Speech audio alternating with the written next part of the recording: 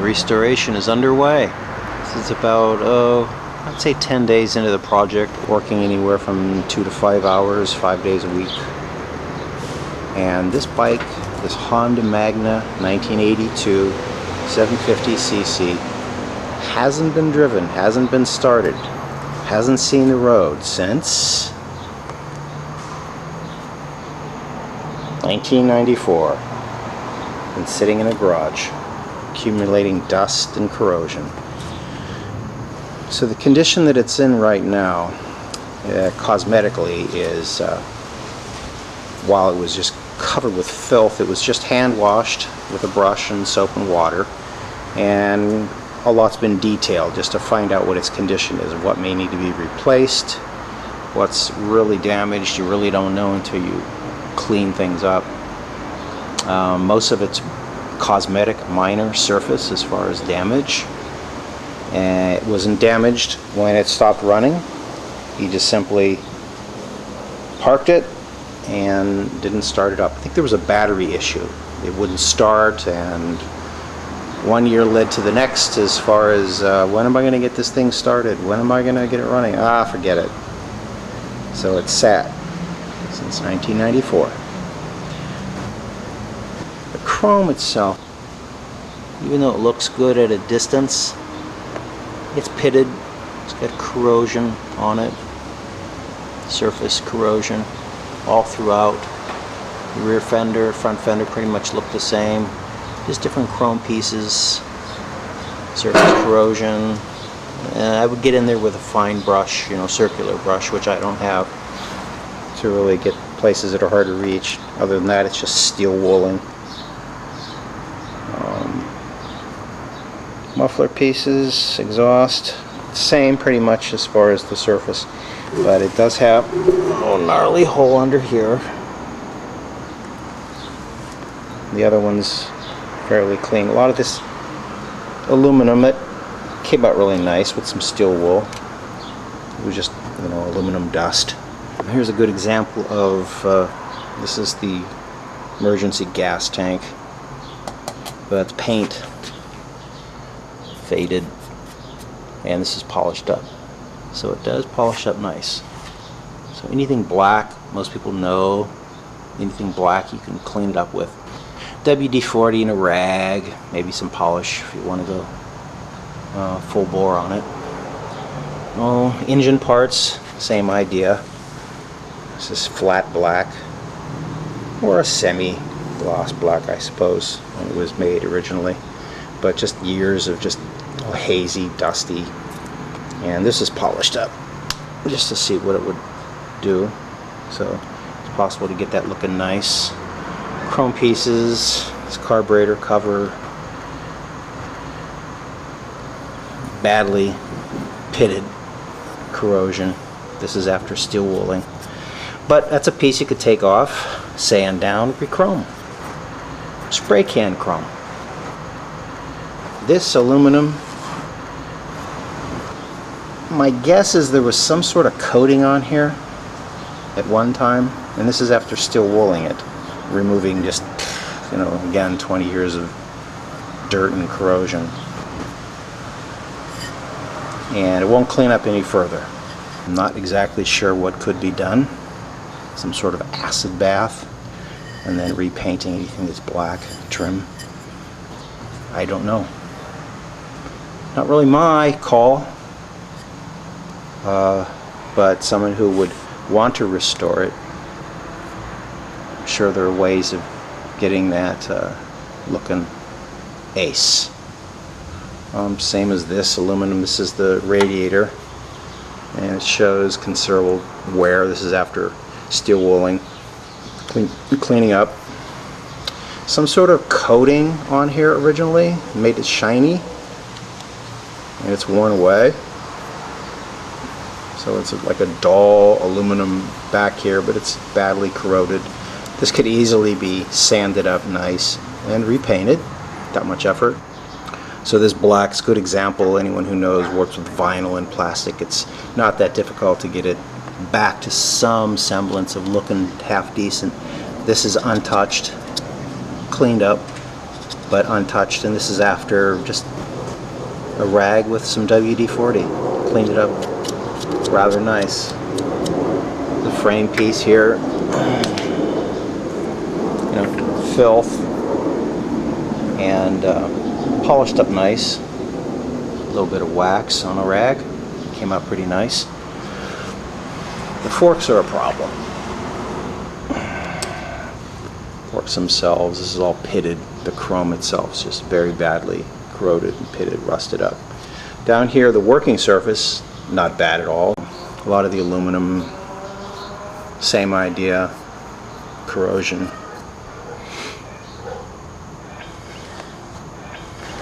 The gauges, some sort of like an anodized aluminum or steel, possibly, but it got pretty damaged, you can tell. And this is a ring around it. It's just rusted metal that can be sanded, painted.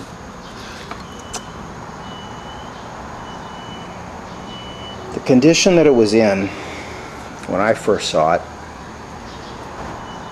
was, of course, filthy, but the first visible problem was these turn signal indicators. Well, this one's missing entirely. That can easily be replaced. There's a number of replacement parts available, but this plastic, holds it together. Cracked on all of them. This side, the rear, same idea. All those pieces are off. Had of course the bar comes up here, and the fittings on the side and the lights are attached to it. So those were shot, and those are going to be replaced. Here's probably a good example of the little turn signals. Like plastic, I'm guessing, or some sort of aluminum, but chromed over, and this is the way it was just after a bath, but not polished up. And then this side, polished up kind of nice, again cosmetically, not bad at a distance. These parts are available for purchase as well if you wanted to completely replace them, which we have to get one. The goal here with bringing it out of storage is an attempt to get it started. So after 20 years, it's the basics. To drain any fluids that are in, crank oil, coolant, brake, clutch, final drive, has gear oil in it, and so that's been done, just been drained. Nothing's been refilled except for the clutch master cylinder, brake master cylinder. And of the two, the clutch was the one that was the most damaged. When I pulled this cover, what was remaining in here was congealed. It's like thick jelly. And of course, if it's shot there, chances are it's shot all the way down the line. In this case, flexible line turns into steel, then returns to flexible, and then runs down into the master cylinder here. When I pulled this line off this banjo fitting, some pretty yucky black fluid did roll out of it. So this hadn't congealed in here, but as far as how far up it went, congealed fluid and blockage, I didn't know. Cleaning these lines, it was just a simple matter of trying to force fresh fluid one direction or another, and I was able to do that with the help of a thin wire guitar string, actually 15 thousandths of an inch B string. I was able to push it up to as far as I could go both ways, this way, up this way, and then down this way, and up through this way, and I was able to get a fluid to flow. And then of course once you flush it, it's that clean fluid, so I was able to restore pressure.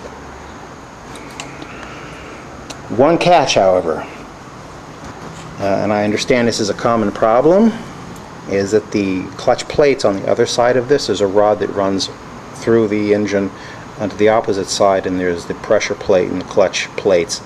So even with pressure, releasing pressure on the spring, it still won't release, the clutch won't release. There's pressure, you know, on the handle, the bar is moving back and forth, the spring's working on the other side. So after a period of time, especially 20 years, it's understandable that those plates would stick together. So the solution that I've read about is once it's started up and it's on the rear stand, is to put it in gear, get the wheels spinning, and then put the back brake on, and that should free up those plates.